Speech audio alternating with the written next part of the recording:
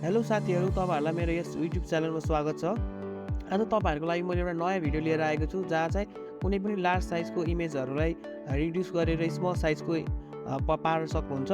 अहिलेको जमानामा अनलाइनको जमानामा थाहा छ विभिन्न अनलाइन फर्महरू भरिराख्नु पर्ने हुन्छ र तपाईहरुलाई लार्ज साइजको इमेजहरू एक्सेप्ट त्यो वेबसाइटले एक्सेप्ट गर्दैन, जसले गर्दाखेरि तपाईहरुलाई समस्या आइरहेको हुन्छ र म त्यही समस्याको समाधान लिएर आएको छु।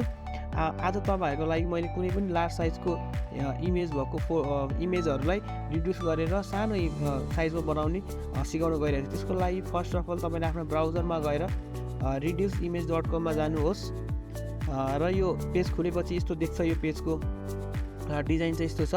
अब यहाँनिर सोधिएको छ तपाईलाई ड्रप योर इमेज हियर। अब कुन चाहिँ इमेजको तपाईले इमेजलाई साइज चाहिँ सानो पार्नुपर्ने हो, त्यो इमेज यहाँ अपलोड गर्नुपर्ने हुन्छ। र म यहाँ मेरो एउटा नागरिकता छ, त्यो चाहिँ 2.77 MB को रहेको छ। यसलाई चाहिँ म 300 KB भन्दा सानो पार्नुपर्ने छ। त्यस हुनाले म यो अपलोड गरेर यहाँ यसरी अपलोड गरिदिन्छु र यसको क्वालिटी चाहिँ 90% देखाएको छ। म यसलाई 50% क्वालिटीमा आफ्नो रिसाइज गर्छु र यहाँ रिसाइजिङ हुँदैछ, हेर्न सक्नुहुन्छ तपाईहरु। र मेरो यो 300 KB भन्दा सानो भइसक्यो यो फाइल। कति सजिलो हेर्नु हो।